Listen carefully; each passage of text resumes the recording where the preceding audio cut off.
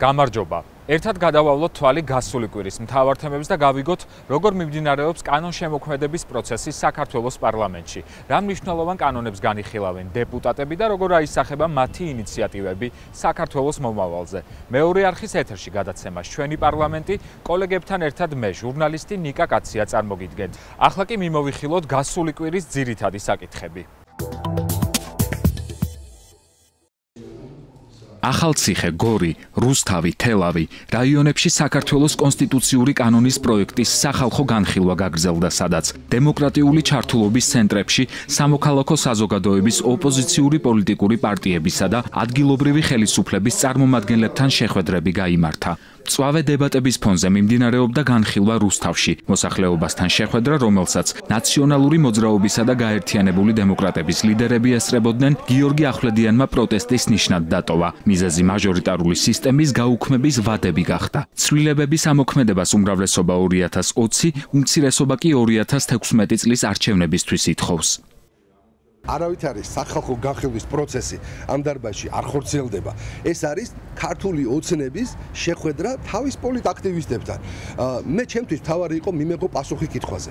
თუ კარგ სისტემას, პროპორციულ სისტემას ხელისუფლება გვთავაზობს 2020-ში დასამკვიდრებლად, რატომ არ ვაკეთებთ ამას 2016-ში? წარმოდგენის სისტემას ხარს არ უჭერს. ჩვენი მიზანია, რომ სისტემა შეიცვალოს ამ არჩევნებისთვის და შეიცვალოს ისე, რომ გარანტირებული იყოს მაჟორიტარულ წარმომადგენლობაში ოპოზიციური ადგილები. საკონსტიტუციო ცვლილება გულისხმობს 2020 წლიდან პროპორციულ სისტემაზე, საარჩევნო სისტემაზე გადასვლას. ეს არის კონსენსუსის შედეგი 2020-ში გადასვლა, რაც უმრავლესობაში შედგა. ჩვენი ოპოზიციონერი კოლეგები ძალიან გვეჭუბებიან იმის გამო, რომ რატო 2016-ში არა. 2016-ში არა, იმიტომ რომ სხვა კონსენსუსის მიღწევა უმრავლესობაში არ მოხერხდება. თავისუფალი დემოკრატების წევრები საარჩევნო რეფორმის საკითხებთან დაკავშირებით ალტერნატიული პროექტის გასაცნობად საქართველოში აკრედიტებული დიპლომატიური კორპუსის წარმომადგენლებს შეხვდნენ. ღია განხილვაში მონაწილეობა არასამთავრობო და საერთაშორისო ორგანიზაციების ცენტრალური საარჩევნო კომისიისა და არასაპარლამენტო ოპოზიციური პარტიების წარმომადგენლებმა მიიღეს. დიპლომატიური მისიების, საერთაშორისო და ადგილობრივი ორგანიზაციების წარმომადგენლები საარჩევნო სისტემის რეფორმირების შესახებ ინტერპარტიული ჯგუფის მოსაზრებებს გაეცნენ, რაც არსებული მაჟორიტარული სისტემის გაუქმებას და რეგიონულ პროპორციული სისტემით შეცვლას გულისხმობს. დიპლომატიური კორპუსის ის წარმომადგენლები, რომლებიც რამოდენიმე წელი არიან საქართველოში, ან იციან ბოლო წლებში რა ხდებოდა, შეიძლება გარკვეულწილად რაღაც დეჟავიუ ხდება მათ თავს, როდესაც იგივე სახეები, იგივე პრობლემები, იგივე დაპირისპირება ხელისუფლებასა და ოპოზიციას შორის და შედეგი 0. თუ დააკვირდებით საქართველოში, აგერ უკვე 25 წელია პოლიტიკური პროცესები მიმდინარეობს ქუჩაში და არა პარლამენტში. რეალურად ასე ხდება ხოლმე. ხელისუფლებები იცვლებიან ქუჩის ზეწოლით და არა არჩევნებით. არ ვიცი ეს ფანჯარა რამდენხანს იქნება ღია, რომ დიალოგის გზით გადავწყვიტოთ ეს სადაო საკითხები და არ გავიდეთ ქუჩაში, რომლის გამოცდილებაც ძალიან კარგი გვაქვს. და რომელსაც გრძნობთ უკვე სიტუაცია თავისთავად მიდის იქითკენ, რომ აი ეს პროცესები გადავიდეს ისევ ქუჩაში.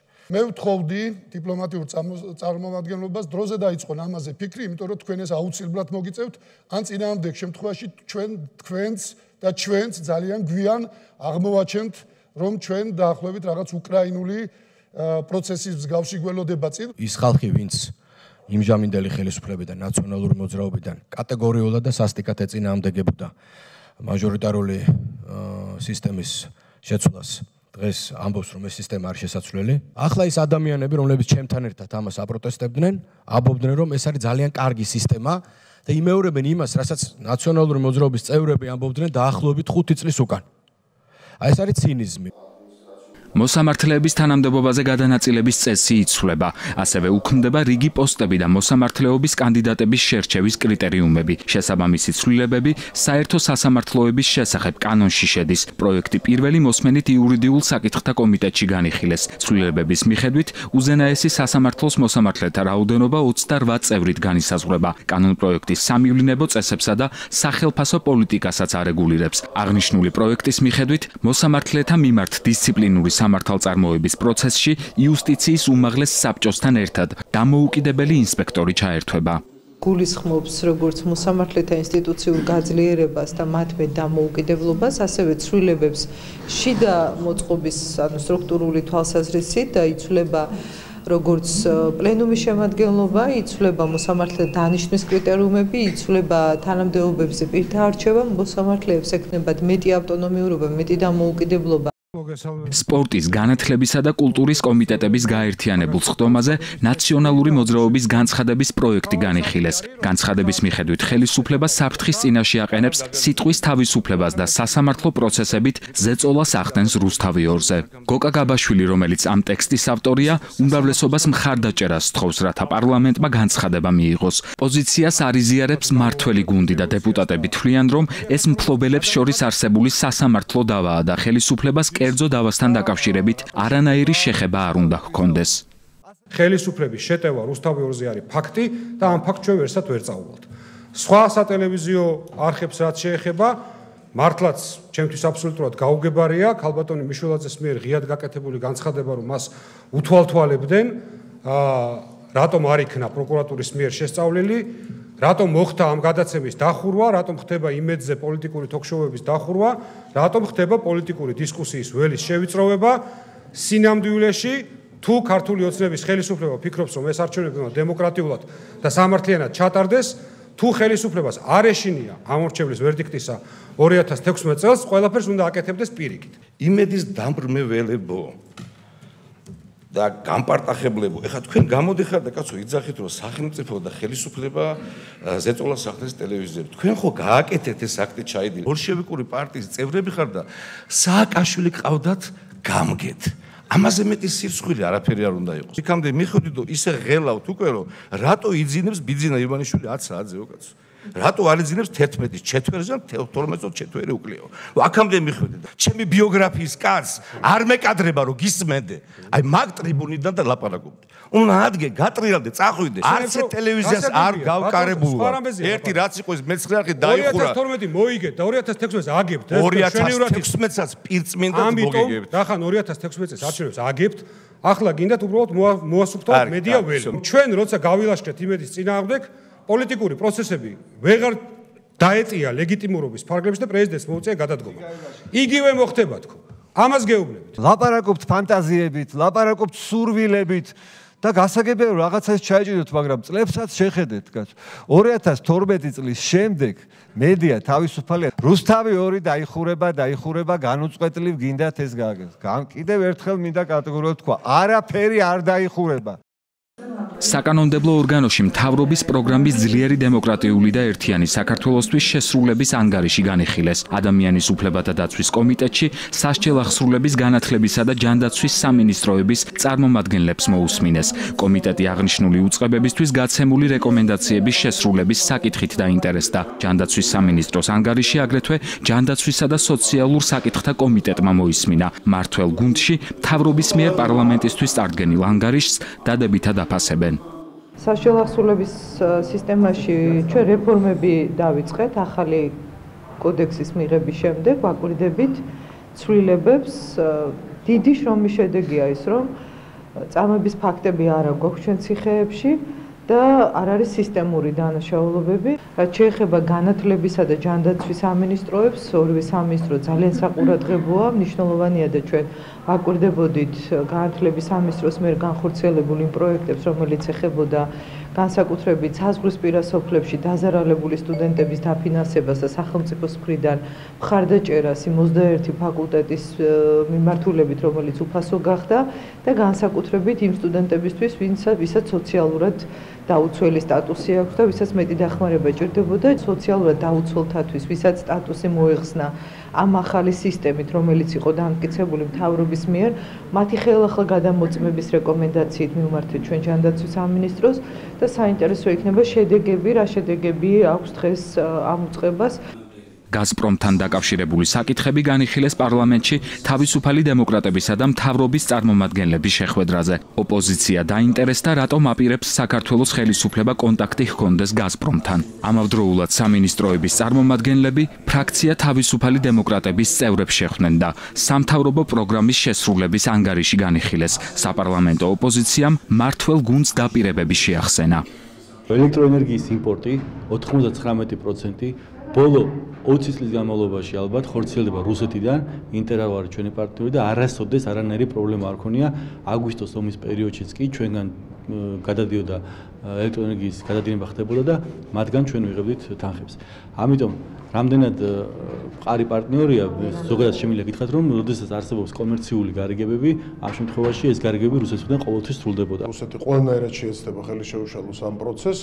სწორედ ამიტომ ძალიან მნიშვნელოვანია საქართველოს ხელისუფლების პოზიცია, ეს არ უნდა იყოს არაკომპეტენტური, რბილი, უნდა იყოს ძალიან პრინციპული და უნდა ეცადოს ყველაფერს, რომ ეს ყველაფერი, ასე ვთქვათ, რუსეთმა აანაზღაუროს და ის დაისაჯოს კანონის განაწილების სიმკაცრით. იმ ქვეყანას, რომელსაც ჩვენი ტერიტორიები ძალიან დიდი ნაწილი აქვს ოკუპირებული და ჩვენ ტურულად განწყობილი სახელმწიფო, ძალიან საეჭვოდ მემარჯნია, სწორედ ესეთი დამოკიდებულება და აქვე მინდა აღვნიშნო და შეკითხვა, რომელიც მინდა ავსი, უკავშირდება თუ არა არაფორმალური მმართველის პირად ბიზნეს ინტერესებს ეს ხელშეკრულებები, რომელიც უნდა გაფორმდეს. არ ვიცით, სწორედ ამაშია საქმე, რომ ბევრი რაღაც თვითონ საუბრობენ იქნება ღია, ტრანსპარენტული, მაგრამ ხედავთ მეორეს.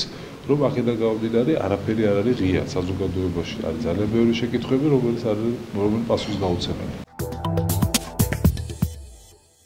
რატომ მიიჩნევენ კანონმდებლები, რომ 2016 წლის ბიუჯეტის 3%-იანი ეკონომიკური ზრდა კატასტროფის მომტანია და პასუხობს თუ არა ახალი ბიუჯეტი ქვეყნის მთავარ ეკონომიკურ გამოწვევებს, ჩემი კოლეგა სოფიო დემეტრაშვილი გიამბობთ. ჩვენ კი ამავე თემაზე დეპუტატების მოსაზრებებს რამდენიმე წუთში მოვისმენთ. ქვეყნის მთავარი ფინანსური დოკუმენტის პირველადი ვარიანტი განსახილველად პარლამენტში უკვე შესულია. 2016 წლის სახელმწიფო ბიუჯეტი 9 მილიარდ 920 მილიონი ლარია. საპარლამენტო ოპოზიცია ბიუჯეტის არსებული ვარიანტისთვის მხარდაჭერას არ აპირებს. მათი კრიტიკის ერთ-ერთი მიზეზი მთავრობის ხარჯების ზრდაა. ბიუჯეტის კანონპროექტის თანახმად საჯარო მოხელეების სახელფასო ანაზღაურების კომპონენტი 57 მილიონი ლარით იზრდება. ასევე მომავალი წლის ბიუჯეტში დაპირების მიუხედავად გათვალისწინებული არ არის პენსიების ზრდა, რაც კიდევ ერთ უკმაყოფილებას იწვევს უმცირესობაში. ვერც ერთი პრობლემა ბიუჯეტის საშუალებით ვერ მოგვარდება მომავალ წელს. არც ერთი მიმართულებებით არაფერი არ იზრდება. ყველაფერი ქვეყანაში ძვირდება, ინფლაცია გარბის, უმუშევრობა ძვინვარებს ქვეყანაში, სამუშაო ადგილები არ იქნება, ეკონომიკა ერთ ადგილზეა. აუცილებელი იყო ერთი მხრივ შეკვეცილიყო, შემცირებულიყო ბიუროკრატიული ხარჯები, შემცირებულიყო ასევე გადასახადები. ამის გარეშე შეუძლებელი არის ქვეყნის კრიზისიდან გამოსვლა. ფინანსთა მინისტრის მოადგილე კრიტიკას საკუთარი არგუმენტებით პასუხობს. შრომის ანაზღაურებასთან დაკავშირებით არაერთხელ გაკეთდა უკვე კომენტარი, აღსანიშნავია ორი ფაქტორი, რის გამოც იზრდება. ეს არის ცენტრალური საარჩევნო კომისია, რომელსაც იცის რომ არჩევნებია 2016 წელს და შესაბამისად დაფინანსებაა გათვალისწინებული და მეორე ეს არის სახანძრო სამაშველო სამსახურების დაფინანსება, რომელიც 2015 წელს ფინანსდებოდა ადგილობრივი თვითმმართველი ერთეულებიდან, 2016 წელს სრულად ფინანსდება სახელმწიფო ბიუჯეტიდან. 2016 წლის ბიუჯეტის პროექტი 3%-იანი ეკონომიკური ზრდის მაჩვენებლითა და ლარის დოლართან მიმართებაში 2.4 კურსის ნიშნულის გათვალისწინებითაა დაგეგმილი. მთავრობის ოპონენტები ბიუჯეტის მთავარ პარამეტრებს იწუნებენ. წელსაც მთავრობა აპირებს, რომ გაფლანგოს უბრალოდ დაახლოებით 10 მილიარდი ლარი და საბოლოო ჯამში ეს ეკონომიკის არაფრის მომტანი არ არის. პარამეტრი ეკონომიკური ზრდისაც არის ჩადებული 3%, საქართველოს ეს არის კატასტროფა. ეს ნიშნავს ჩვენი ეკონომიკა უბრალოდ არ გაიზრდება და ყველა ეს პრობლემები, რომელიც წინაშე დღეს დგას, საქართველოს მოსახლეობა კიდევ უფრო გამწვავდება. საფინანსო საბიუჯეტო კომიტეტის თავმჯდომარის მოადგილე საპარლამენტო უმცირესობის შენიშვნებს უსაფუძვლოდ მიიჩნევს. ნოდარ ებანოიძის თქმით, მომავალი წლის ბიუჯეტის მთავარი პარამეტრები ოპტიმალურად არის განსაზღვრული. ჩვენ რეალურად სავარაუდოდ ალბათ მივიღებთ ეკონომიკურ ზრდას უფრო მაღალი სიერთვით ვიდრე 3%. სკეპტიკულად დაგეგმილი უნდა იყოს ბიუჯეტი. ვფიქრობ, რომ წარმოდგენილი პარამეტრები ამ პირობებში არის ნორმალური. კრიტიკას, რომ 2016 წლის ბიუჯეტი სოციალურად ორიენტირებულია, ანალიტიკოსი ვატო ლეჟავა არ ეთანხმება. მისი შეფასებით მნიშვნელოვანია, რომ საბიუჯეტო დეფიციტი უფრო დაბალ ნიშნულზე იყოს დამყარებული. საქართველო მომავალ წელს საგარეო ვალის სახით 640 მილიონს, ხოლო შიდა ვალს 232 მილიონი ლარის ოდენობით აიღებს. ის რომ საინვესტიციო ნაწილი ბიუჯეტის არ არის ისე დაგეგმილი, როგორც სასურველი იქნებოდა, გამოიწვევს შემდეგ წლებშიც ეკონომიკური ზრდის შემცირებას. მომავალ წელსაც წლევანდელივით დეფიციტი არის 3%-ზე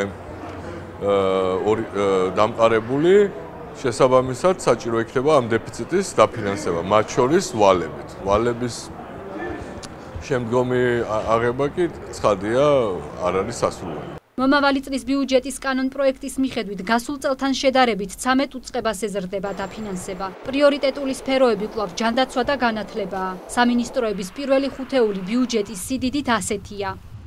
მომავალ წელს ყველაზე მეტი დაფინანსება ჯანდაცვის სამინისტროს ექნება. უწყების ბიუჯეტი 285 მილიონი ლარით იზრდება და ჯამში 3 მილიარდ 70 მილიონ ლარს შეადგენს, რაც მთლიანი ბიუჯეტის 30%-ია. განათლების სამინისტროს ასიგნებები 975 მილიონ ლარს აჭარბებს და გასულ წელთან შედარებით 135 მილიონი ლარითაა გაზრდილი. 4 მილიონი ლარით იზრდება რეგიონული განვითარებისა და ინფრასტრუქტურის სამინისტროს ბიუჯეტი და 950 მილიონ ლარს შეადგენს. დაფინანსება ეზრდება ასევე შინაგან საქმეთა და სოფლის მეურნეობის სამინისტროებს. საკანონმდებლო ორგანომ 2016 წლის სახელმწიფო ბიუჯეტი დეკემბრის ბოლომდე უნდა მიიღოს. ბატონ დავით, უპირველეს ყოვლისა ძალიან დიდი მადლობა იმისთვის, რომ დაგვითმეთ, რომ 2016 წლის ბიუჯეტი ბოლო რამდენიმე დღეა განხილვის მთავარი საგანია საკანონმდებლო ორგანოში. ამდენად პირველ რიგში მინდა გკითხოთ, შეფასება ემხრობით თუ არა, უჭერ თუ არა მხარს 2016 წლის ბიუჯეტს. ბიუჯეტი შემოვიდა, მიმდინარეობს განხილვები სამართლიანია და გამოჩნდა ძალიან ბევრი უარყოფითი მხარე ამ ბიუჯეტის, რომლის მხარდაჭერა ნამდვილად ძნელი იქნება არათუ ოპოზიციისათვის, რომელიც ბევრად უფრო კრიტიკულია ვიდრე უმრავლესობა თავისთავად, მაგრამ მე მგონი უმრავლესობასაც ძალიან ბევრი საკრიტიკებელი იქნება, რადგანაც ის დაპირებები, რაც ზოგადად კოალიციას ჰქონდა, როცა ის მოვიდა ხელისუფლებაში და წინა საარჩევნო დაპირებები, რომელიც 2012 წელს იყო გაჟღერებული, ცხადია ის 4 წელზე იყო გადანაწილებული ამის ამოცანების შესრულება. დღეს წელს უკვე მე-4 წელი არის, უკვე რომ მივიღებთ და 2016 მე-4 წელი იქნება ხელისუფლებაში მოსვლის ოცნების და ფაქტიურად ძალიან ბევრი მიმართულებებით ეს ამოცანები, ეს დაპირებები ვერ იქნება შესრულებელი და ეს ბიუჯეტი კიდევ ერთი დადასტურებაა, რომ ის გამოწვევები, რაც დღეს ქვეყნის წინაშეა, სახელმწიფოს წინაშეა და მოსახლეობას რისი სურვილიც ჰქონდა და რასაც ის პირდებოდა უმრავლესობა, დღეს ის არ არის შესრულებული და ვერ შესრულდება. თუნდაც ავიღოთ, რომ პენსიები არ იზრდება, ეს უკვე მარტო ესეც კი დასაწუნია და მე უკვე მესმის უმრავლესობის ბევრი დეპუტატი და მხრიდან სხდომებზე, რომ ესენი ძალიან შეშფოთებული არიან ამით და სავსებით სამართლიანად, იმიტომ რომ ნებისმიერი ბიუჯეტი და როცა ჩვენ თან მით უმეტეს როცა ეს ბიუჯეტი არის სოციალურად ორიენტირებული და დიდი თანხები იხარჯება ამაზე, ამ დროს როცა პენსია არ იზრდება და არის ინფლაცია, მოხდა სავალუტო კრიზისი, დღეს ფაქტიურად პენსია გახდა $65 ეკვივალენტი, როდესაც შარშან იყო $100 ეკვივალენტი და მყიდველობით უნარიანობაც ბევრად ნაკლებია. ინფლაცია მეტია, კვების პროდუქტებზე და სხვა საქონელზე იმატა ფასება. მინიმუმ ინდექსაცია, ანუ ინფლაციის დონის მატება მაინც უნდა ჩაიდოს, რომ ეს ელემენტარულს ვლაპარაკობ და აღარ ვლაპარაკობ უკვე რომ ზოგადად ზრდა უნდა ყოფილიყო თუნდაც პენსიების. კონკრეტულად რამდენადაც მახსოვს მთის კანონით იყო გათვალისწინებული, რომ მაღალმთიან რეგიონებში უნდა მომატებულიყო პენსიები, თუმცა ამ მიმართულებით მე პენსიებზე კიდევ ერთ კითხვას დაგისვამთ, მანამდე მინდა გკითხოთ, თქვენვე გუნდის წევრმა თქვა, რომ ეს არ არის საქართველოს ბიუჯეტი. აქვე მინდა მოგცეთ შესაძლებლობა, თქვენი ხედვა გავაცნოთ მაყურებელს, როგორ ფიქრობთ, რამდენად სწორად არის გადანაწილებული პრიორიტეტები, რომელსაც მოიცავს 2016 წლის ბიუჯეტი? ეს პრიორიტეტები გადანაწილებული არის თლად სწორად არ არის რა თქმა უნდა გადანაწილება პირველ რიგში ეს ეხება რომ პრაქტიკულად ეკონომიკურ ზრდაზე ეკონომიკაზე მიმართული ბიუჯეტი თითქმის არ არის ინფრასტრუქტურული ბიუჯეტი ნახავთ რომ არათუ იგივეა ოდნავ შემცირებულია და ის შემცირება სხვათა შორის მაღალმთიანი რეგიონების იმ ვალდებულებების დაფინანსებაზე წავიდა რაც სწორედ ახლად მიღებული კანონით არის.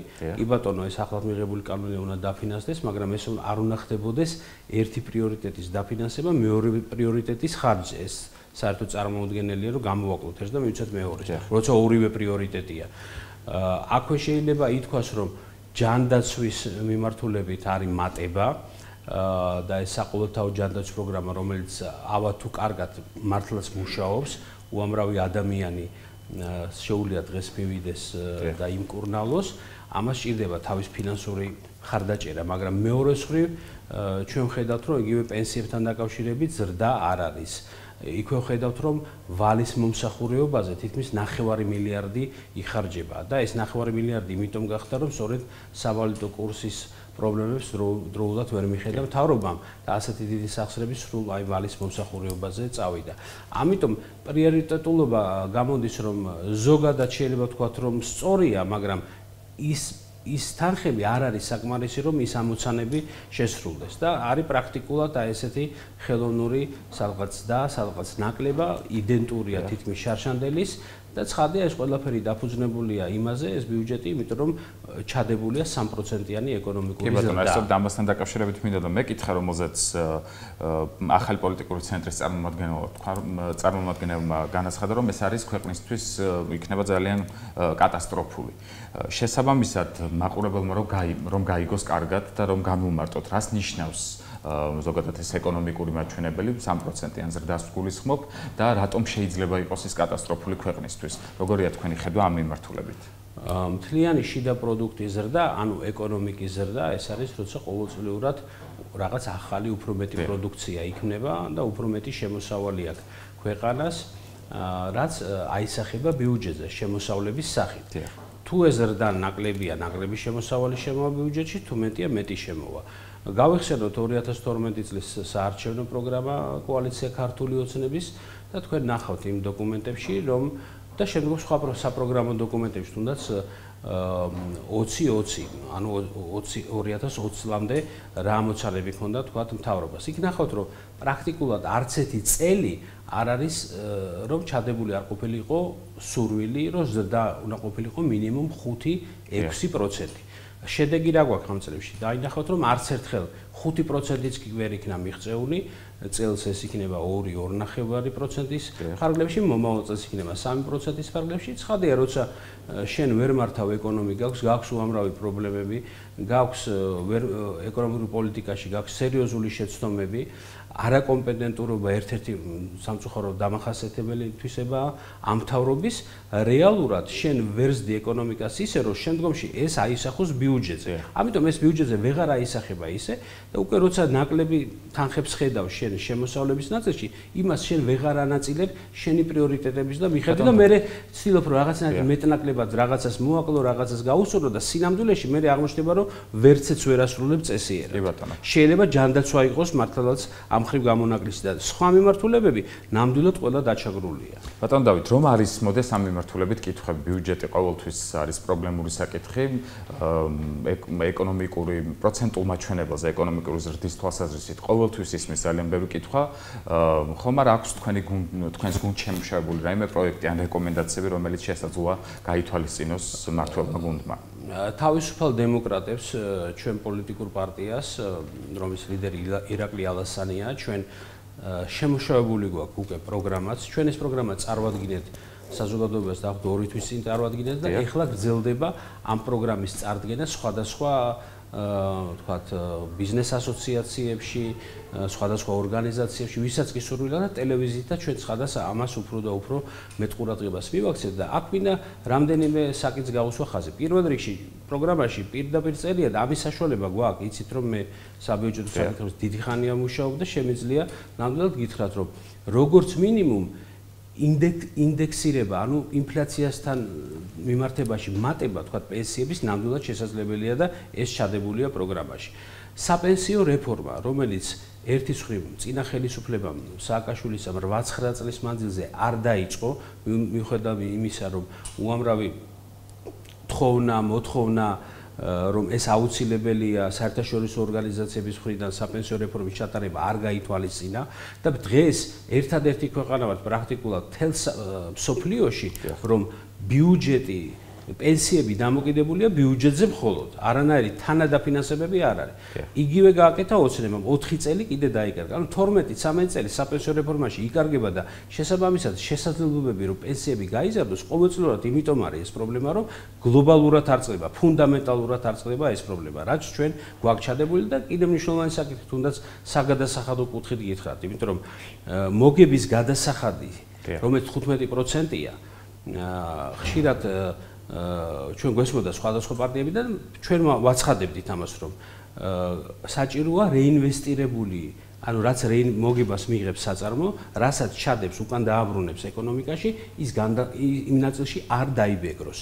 სხვადასხვა თავრობაც აცხადებდა, მაგრამ დღეს მოვისმინეთ რომ მათ ვერ მოაბეს ამას თავი, ის ესტონური მოდელი, რომელსაც ჩვენც და ყველა ვეკნობოდით, იმიტომ რომ ერთ-ერთი კარგი მოდელია, რატომღაც ხელს უშლის, რომ არის პრობლემური საქართველოსათვის, თავრობისგან ესეთი პოზიციაა და ეს უახლოესი 1-2 წელი არ განხორციელება. მე მინდა გითხრათ, რომ თავისუფალ დემოკრატები მიზანმიმართულად მხარს უჭერთ და მზად ვართ, რომ ხელისუფლებაში მოსვლისთანავე ეს მოდელი განვახორციელოთ, რაც რეალურად ადგილობრივ საწარმოებს ინვესტორებს ხელი შეეწყობათ იმაში, რომ მათ მოიზიდონ ინვესტიციები და მით უმეტეს თუ იმას ჩადებენ ეკონომიკაში, იმ ნაწილს ისინი საერთოდ არ დაიბეგრება. ეს ერთ-ერთი ძალიან კარგი სტიმულია, თუმცა ასეთი ჩვენ არაერთი და ბევრი გვაქვს, რომელიც პერიოდულად იქნება გაჟღერებული. ჩვენ გვაქვს შესაძლებლობა კიდევ ერთი კითხვა დაგისვათ და რამდენიმეს გავაერთიანებ ბიუჯეტის გარღვევასთან დაკავშირებით. ძალიან ბევრი მოსაზრება ისმის ხოლმე სხვადასხვა პოლიტიკური გუნდის წარმომადგენლების მხრიდან, ასევე იმასთან, რომ ვერ სრულდება ბიუჯეტი, წლის ბოლო ძალიან დატვირთული არის ხოლმე ასეთი განცხადებებით და ამავდროულად მნიშვნელოვანია შიდა და საგარეო ვალები. იმის ფონზე, როცა მტკიცდება ახალი ბიუჯეტი, მოკლე შეფასება მინდა გთხოვოთ ამ მიმართულებითაც. მთლიანად ბიუჯეტის შესრულება პრობლემატური იყო ბოლო წლებისათვის, მაგრამ მინდა გითხრათ, რომ წელს ალბათ შესრულდება, იმიტომ რომ ელემენტარულად ბიუჯეტი გადახედილი იქნა შუა წლის პერიოდში 2 თვის წინ. ხელახალი პარამეტრებით დამტკიცდა 2%-იან ზრდაზე და თავისთავად ის ალბათ დიდი ალბათობით შესრულდება, მაგრამ ეს უკვე არის ის ბიუჯეტი არ არის, რაც ჩვენ 2014 წლის დეკემბერში მივიღეთ 15 წელზე. რაც შეეხება საგარეო საშინაო ვალს, ბოლო 2-3 წლის მანძილზე გაიზარდა როგორც საგარეო, ისე საშინაო ვალი. მთლიან შიდა პროდუქტთან არის ხოლმე ეს ციფრები შესადარი და საგარეო ვალი იყო 26-27%-ის ფარგლებში მთლიან შიდა პროდუქტთან, დღეს უკვე ეს გახდა 33-34. ეს არ არის შეიძლება ისეთი დიდი ტვირთი ჯერ 40-მდე როგორც მინიმუმ ამის შესაძლებლობა არსებობს, მაგრამ მინდა გითხრათ, რომ მთლად ეფექტურად არ გამოიყენება. მე გითხარით, რომ მომსახურეობაზე 9 მილიარდიანი 10 მილიარდამდე ბიუჯეტია 9 მილიარდ 920 შემოსულობების ნაწილში, დაახლოებით 9 მილიარდი, ეს ძალიან დიდი თანხა, ამაზე მაღალი თანხა არასდროს არ ყოფილა ბიუჯეტში, მიდის სწორედ საგარეო ვალის მომსახურეობაზე. ამიტომ აქ არის ძალიან ფრთხილი მიდგომა, ერთის მხრივ ჩვენ ჭირდება იაფასიანი, იმიტომ რომ მსოფლიო ბანკი, აზიის ბანკი იძლევიან დაბალპროცენტიან ცესხებს სხვადასხვა განვითარების პროექტებზე, ამიტომ ხშირად მესმის, რომ ათვისებას ვერ ვახერხებთ, ეს წარმოუდგენელია. თუ ვინმე ათვისებას ვერ ახერხებს ინფრასტრუქტურული პროექტებიდან, მაშინ ის უნდა გადადგეს და სხვამ დაიჭიროს მისი ადგილი. ქვეყანას ჭირდება წინსვლა, განვითარება და ამიტომ საგარეო ვალის ფრთხილად აღების პოლიტიკა, მაგრამ არა დამძიმება ზედმეტად, იმიტომ რომ ეს უკვე ბოლო წლებში ისედაც დამძიმდა. და შიდა ვალის დაახლოებით ასეთ მდგომარეობაშია, წელს შიდა ვალი დიდად არ მატულობს და შიდა ვალის ზოგადად ის პარამეტრები, რაც არსებობს, გაზრდილია, მაგრამ მეტნაკლებად ის ფარგლებში არის. ბატონ თამა, ძალიან დიდი მადლობა იმისთვის, რომ გამონახეთ, რომ ჩვენთან სასაუბროთ. 2016 წლის ბიუჯეტი არის მიმდინარე კვირას განხილვის მთავარი თემა. ძალიან ბევრი მოსაზრება ისმის ბიუჯეტთან დაკავშირებით, მოლოდინებიც არაერთგვაროვანია. პირველ რიგში მინდა გკითხოთ იმ პრიორიტეტების შესახებ, რომელიც განისაზღვრა ახალი ბიუჯეტის ფარგლებში. პირველ თავიდან მინდა გითხრათ, რომ უფრო დეტალური განხილვა გვექნება ჩვენ 20 რიცხვში, მას შემდეგ რაც კომიტეტები დაამთავრებენ განხილვას, დარგობრივი კომიტეტები, ჩვენ გქონდა უკვე 4 დღის წინ ძირითადი პარამეტრების მოსმენა ფინანსთა სამინისტროსგან. ჩვენ ამის შემდეგ გავაკეთეთ გრაფიკი და გავდივართ უკვე რეგიონებში, სადაც ეგრეთ წოდებული გუბერნიების მიხედვით გვექნება განხილვა ადგილობრივ მუნიციპალიტეტებთან და აქტივთან ერთად. შემდეგ ყოველი ამას მოუყრით თავს, ასევე ესე იგი რეგიონებიდან წამოსულ წინადადებებს შენიშვნებს, ასევე დარგობრივი კომიტეტებიდან მივიღებთ ასევე შესაბამის შენიშვნებს და წინადადებებს და 20 რიცხვის შემდეგ უფრო დეტალურად შეგვეძლება ჩვენ წავუდგეთ ერთმანეთთან და ვიმსჯელოთ ამ თემებზე. თუმცა არის რაღაცა ჯერჯერობით, რაც შემიძლია გითხრათ, რაც საზღერდა განხილვების დროს სხვა კომიტეტებში, ძირითადად მაინც ორი ურთიერთ ასე ვთქვათ, დაპირისპირებული ხედვა, ერთები იძახიან, რომ ამ ფონზე ცოტა ზედმეტად სოციალურად ორიენტირებული ეს ბიუჯეტი, მეორეები პირიქით იძახიან, რომ პირიქით უნდა გაიზარდოს პენსიები კიდევ და სოციალური. ვიდრე გადავიდოდეთ უშუალოდ აი პენსიების საკითხზე, იგივე ლარის კურსთან დაკავშირებით ძალიან ბევრი კითხვა ისმის და ჩვენ მაყურებელს ახსოვს თქვენი დაპირებაც, რომ სექტემბრისთვის დაბალანსდებოდა, დარეგულირდებოდა და ის რყევები, რომელიც ლართან იყო დაკავშირებული, გაქრებოდა. მე ჯერ მინდა გკითხოთ იმ მოსაზრებასთან დაკავშირებით, რომელიც გაისმა ახალი პოლიტიკური ცენტრის წარმომადგენლის მხრიდან, რომ 3%-იანი ეკონომიკური ზრდა ბიუჯეტთან კავშირში ქვეყნისთვის კატასტროფის მომტანი იქნება. რა შეფასება შეიძლება გქონდეთ მართველი გუნდის წარმომადგენლებს პირადად თქვენ, როგორ უპასუხებთ აი ამ მოსაზრებას? ეს გადაჭარბებულად უარყოფითი შეფასება, რა თქმა უნდა, 3% არაა დიდი, თუმცა თუ გავითვალისწინებთ იმას, რომ ჩვენს გარემოცვაში რიგ მეზობელ ქვეყნებში წეს კლება ქონათ პირიქით გასულ წელთან შედარებით და ჩვენ ასე თუ ისე ჯერჯერობით 2.8%-იანი ზრდა გვაქვს. წლის ბოლომდე ალბათ 2.5%-ს არ ჩამოსდება, თუმცა დაგეგმილი გვაქვს 2%-ზე. და მომავალი წელი ზოგიერთი ჯერჯერობით რაც ცნობილია ზოგიერთ ქვეყანაში საერთოდ არ არის ზრდა დაგეგმილი, მაგრამ ისინი არ უყურებენ ასე რომ ეს სამყაროს დასასრულია. რა თქმა უნდა, ოპოზიციას უნდა რომ ეს ასე შეაფასოს, თუმცა რა თქმა უნდა 3% ჯობდა რომ მეტი ყოფილიყო ახლა, ამაზე ორი აზრი არ არსებობს ახლა. დანარჩენი რა შემიძლია თქვა ამთან დაკავშირებით, ეს კიდევ რა თქმა უნდა გარეშე ფაქტორებიც იქნება დამოკიდებული თუ ეს ბატონ თამას, საზოგადოება ალბათ დასვამს ძალიან ბევრ კითხვას. და ის ლარის კურსთანაც დაკავშირებითაც ხო არ ვთქვა ორი სიტყვა. აუცილებლად დაგისვამთ ამასთან დაკავშირებით კითხვას, უბრალოდ მინდა უფრო კონკრეტულად რომ განმარტოთ მაყურებლისთვის, დარგის სპეციალისტები ბუნებრივია აბსოლუტურად სხვა მიმართულებით შეიძლება ფიქრობდნენ, ქონდათ სხვადასხვა მოსაზრება, აკეთონ სხვადასხვა დასკვნა, თუმცა უშუალოდ მაყურებელმა, ვინც უყურებს ჩვენს გადაცემას, მათ რომ ვუპასუხოთ ქვეყნის ბიუჯეტი, რომელიც 2016 წლისთვის განისაზღვრა, რამდენად დადებითად აისახება უშუალოდ მოსახლეობაზე, ჩვენი ქვეყნის მოქალაქეებზე. ყველა შენარჩუნებული იქნება ყველა ის პოზიტივი, რომელიც დღემდის იყო, თუნდაც იგივე ჯანდაცვაში და კიდევ უფრო იზრდება ჯანდაცვის დაფინანსება. ასევე ძალაში შედის ეგრეთ წოდებული მთის კანონი, სადაც უკვე გათვალისწინებულია როგორც ხელფასების ზრდა, ასევე პენსიების ზრდა და განთავისუფლება მთელი რიგი დარგების კიდევ გადასახადებიდან, ასევე იზრდება ხელფასები განათლების სფეროში. ესეც რა თქმა უნდა პოზიტიური ისაა. არის კიდევ მთელი რიგი სხვა მიმართულებები, თუმცა რა თქმა უნდა კიდევ ვიმეორებ, აქ შეიძლება და უკეთესი იქნებოდა უფრო სწორად, კიდევ უფრო მეტი დაყოფილიყო ხელფასების და კიდევ გარდა ამისა პენსიის. აი პენსიები არის ერთ-ერთი მტკივნეული საკითხი, რომელთან დაკავშირებითაც ყოველთვის ისმოდა არაერთი კითხვა. აი ამ მიმართულებით, რამდენად არის მოქნილი ბიუჯეტი პენსიების მიმართულებით, როგორ ფიქრობთ, როგორი მოლოდინი არსებობს მმართველ გუნდში, რამდენად მიიღებთ იმ შედეგს, რომელიც გათვალისწინებულია 2016 წლის ბიუჯეტით. სამომავლოდ როგორი მოლოდინი აქვს მმართველ გუნდს? ახლა პენსიებს რაც შეეხება, რა თქმა უნდა, ზრდა მეგულება არც ერთი დეპუტატი, მათ შორის ოპოზიციიდანაც კი, ვისაც არ სურთეს მართლა გულწრფელად, რომ პენსიები გაიზარდოს. თუმცა ეს რა თქმა უნდა იყოს რეალურ სიტუაციაზე დამყარებული და არა უბრალოდ პოპულიზმზე. ახლა დღევანდელი სიტუაციით, მაშინ როდესაც ჯანდაცვის დაფინანსება ასეთი ფაქტურად 1/3-ია კინაღამ ბიუჯეტის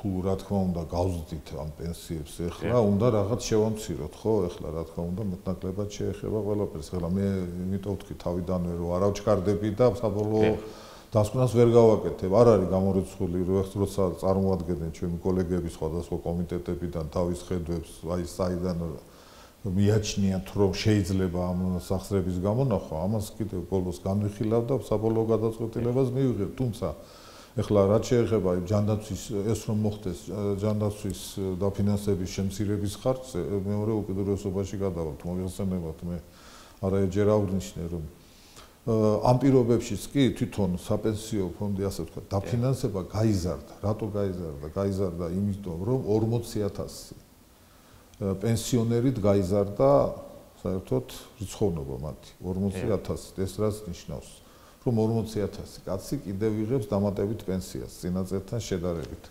ეხლა ეს საიდან მოვიდა ეს 40000 ეხლა საიდან ხო არ ხდება ეს ყველაფერი ეს პენსიონერები მოვიდა ალბათ იქიდან ალბათ კი არა იქიდან რომ ჯანდაცვაში ამდენი სახსრებია ჩადებული რომელმაც ასეთი დადებითი შედეგი მოიტანა იმიტომ რომ ადრე უბრალოდ ტოფოსაც კი შეიძლება კატასტროფული შედეგი მოეტანა და დღესდღეობით სიკვდილიანობა შემცირდა თუნდაც აი ამ და აქედან გამომდინარე რა თქმა უნდა ნუ ეხლა ვიღაცა ან მარტივად საპენსიო ასაკი ხო ახლა ღმერთმა კარგად ამყოფოს ყველა 40000 კაცი ნაკლები რო ყოფილიყო მინიმუმ 10-11 ლარი შეგვეძლო დანარჩენებისთვის გაგეზარდა ხელფასი ახლა რა ჯობს ახლა მოდი აქედან ამოვიდეთ რა ჯობს რომ ყავდეს მეტი მოსახლე და იწოცხლოს დიდხანს და თუნდაც იმათი და 20 ლარით ნაკლები აიღოს პენსია და გარანტირებული ქონდეს ჯანდაცვა თუ მივცეთ 20-30 ლარით მეტი დაუშვათ პენსიაც სამაგიეროდ დავტოვოთ ღვთისინაბარად და თვითონ მიხედონ თავის ჯანმრთელობას და ეს თვითონ გადაიხადოთ. ნუ ახლა აი ესეც სამსჯელოა ხო რომელიც ჯობს. ალბათ ჯობს ერთის კონდეს და მეორეც. ის დახმარებაც კონდეს, პენსიაც გაზრდილი იყოს ყველაფერი, მაგრამ მაშინ უნდა მონახოს ეს რეზერვი საიდან უნდა მოიტანო ის. ახლა ამ კრიზისის ფონზე ამას ვერავინ ვერ გათვლიდა ახლა. ორი წლის წინ რომ აი ასეთი საერთოდ სოფლიოში ასეთი კრიზისი იქნება, მაგრამ რა თქმა უნდა, ჩვენზეც აისახა და ის და რომელიც გასულ წელს ასე თუ ისე 4 და 7 წელი იყო და წელსაც რო ყოფილიყო მინიმუმ 5 როგორც ქონდა ეს გათვლილი, რა თქმა უნდა, მომავალშიც უკეთესად იქნებოდა და რა თქმა უნდა, ბიუჯეტის მეტი სახსრები გვექნებოდა, რომელთაც პენსიების გაიზრდებოდა, მაგრამ ჩვენ გამოვიდეთ იმ რეალობიდან, რაც დღეს გვაქვს. კი ბატონო, ლარის კურსს რომ დავუბრუნდეთ, რამდენიმე თვის წინ მაშინ როცა თქვენ პასუხობდით ჩვენი გადაცემის კითხვებს, იქ თქვით რომ სექტემბრისთვის ლარი დაბალანსდებოდა და რყევები ფაქტობრივად გაქრებოდა. ტენდენცია ამ რყევების ფაქტია რომ გრძელდება. მე მინდა კითხოთ ლარის რყევის ფონზე თუ კი ასე გაგრძელდა, ეს ხომ არ შეუშლის იმ მიმდინარე პროცესებს, რომელიც ბავშვად იგივე 2016 წლის ბიუჯეტით არის გათვალისწინებული, რამდენად შეუშლის ხელს ამ პირიქით შეუწყობს. დიახ, მე არ დამიწყები არას ვამბობდი, მე ვამბობდი, როგორც კი შეიქმნებოდა ეს ზედამხედვა, ნუ ამ შექმნა არ ნიშნავს იმას, ხოლო ხელის მოწერას, როცა ამოქმედებოს ზედამხედველობის სააგენტო უფრო სტაბილური გახდებოდა და რეალობასთან შესაბამისობაში იქნებოდა ლარის კურსი, არ იქნებოდა ის რაღაცა სუბიექტური ფაქტორებზე დამოკიდებული და შეიქმნა ახლა ეს სააგენტოდ მოგეხსენებათ დავამტკიცეთ ახლა მიდის მართლა ხაღალდიდან რეალობაში შექმნის პროცესი უკვე გადაბარება ხდება თვითონ აპარატის იმ თანამშრომლების ადგილის სადაც უნდა დაждდენ და ასე შემდეგ ახლა მე შორს ვარ იმ აზრისგან რომ 2-3 დღეში თუნდაც 2 კვირაში და 1 თვეში ესენი სრული დატვირთვით ამუშავდებიან თუმცა უკვე არის დრო ალბათ როცა პირველი ალბათ მათ უკვე უნდა წავისი ხედვების წარდგენა უნდა მოახდინონ და იმ უფრო რომ დავაკონკრეტოთ აი ბიუჯეტის რყევას აი ამ ყოველ შემთხვევაში აქ ეხლა რაც შეეხება ლარის კურსს როცა შეიქმნა ის მოგეხსენებათ ოფიციალური კურსი უკვე 2.58-ზე იყო და 2.54 იყო უკვე გარეთ სავალდო ჯიხურებში და ეხლა ნუ ასე თუ ისე მაინც 2.40-ის კვებით რაღაც სტაბილური მაღალია მაგრამ შედარებით სტაბილური ეხლა რო თქვა თანაც ამას დაემატა ისიც რომ მთავრობასა და ეროვნულ ბანკს ქონდა შეხვედრა და შეთანხმდით გარკვეულ საკითხებზე, აქედან გამომდინარე იყო პრემიერის თხოვნაც, რომ მაქსიმალურად თავის შეევეკავებინა ყველას პოზიციასაც, ოპოზიციასაც აქ ამ კურსთან დაკავშირებული ასეთი კვეთრი გამოთქმებისთვის, რომ სტაბილურობისთვის ხელი არ შეგვეშალა, ამას ამ პირობებში მე მგონია, რომ არა, ნორმალურს ვერ გეტყვი არის თუ არა, მაგრამ ყოველ შემთხვევაში ჯერჯერობით კონტროლირებადია როგორც ვატყობ და ყოველ შემთხვევაში მეორე მხრიდან უკვე ალბათ დროა საზამხედროების სააგენტოდ შეუდგეს თავის საქმიანობას, იმიტომ რომ ის ჩვენი საქმე არ არის კურსის რეგულირება არის ბანკის და უნდა უყუროს კიდე ამ საზამხედროების სააგენტო რამდენად ადეკვატურია ეროვნული ბანკის ქმედება თუ სხვა ფინანსური ინსტიტუტების ქმედებები ამ ფონზე. აი ამისთვის რა თქმა უნდა უკვე საჭიროა მათგან თავისი კომპეტენტური აზრის გამოხატვა და ალბათ უკვე სულ რამდენიმე წუთი დაგვრჩა საუბრისთვის და მე საუბრის ბოლოს მინდა გკითხოთ, მაშინ როცა ჩვენ საპარლამენტო ოპოზიციის წარმომადგენელს ვესაუბრეთ, მან ჩვენთან საუბარში განაცხადა, რომ მომავალი წლიდან დაუბეგრავი მინიმუმის მიღება მოქალაქეებისთვის გაუქმდება. ამის ხარჯზე ხომ არ მოხდა 2016 წლის ბიუჯეტის განსაზღვრა. გაჩნდა ასეთი ლოგიკური კითხვა ამასთან დაკავშირებით რომ ვიპასუხოთ. არ მაქვს ამაზე პასუხი. ასეთი იყო ბოლო რამდენიმე დღის მნიშვნელოვანი თემები მომდევნო კვირის მთავარ საკითხებზე შემდეგ შაბათს გიამბობთ. მეორე არხის ეთერში გადაცემა ჩვენი პარლამენტი ზუსტად ერთ კვირაში დაბრუნდება. მომავალ შეხვედრამდე.